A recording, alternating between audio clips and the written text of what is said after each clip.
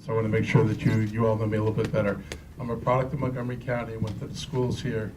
I spent almost 2 decades working in the private sector. I worked for a large corporation and I worked for a small business. And what would surprise a lot of people is I actually did a real estate development in Howard County.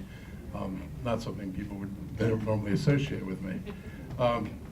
I've been on the city council in Menlo Park. I served there 19 years. I spent 11 years on the county council, and I was a school teacher in Montgomery County for 17 years. So I bring a lot of different experiences to this job. I've seen government at different levels. I've seen community at different levels, and I've been involved in many levels of the community.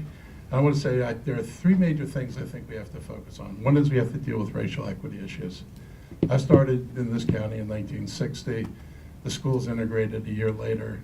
We have the same achievement gap and the same problems that we had 56 years ago, 57 years ago, and we need to do something about it. And so I'm going to propose an inside-outside strategy.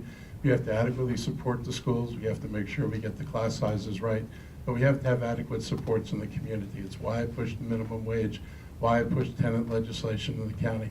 People have to be able to live in their communities securely, and they have to be able to support themselves, and their kids have to get a first-class education. All the kids in Montgomery County have to get a first-class education, and that doesn't happen today. We need to deal with economic development, and it's not just bringing in the big companies. So much focus is on the next Amazon. Amazon's not going to fill all the small shopping centers that are empty around Montgomery County. We need to focus on incubators.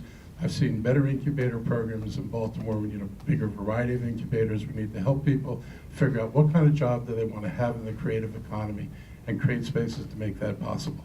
And lastly, we've got to deal with the structure of the county government, and we'll talk more about that later. But thank you very much.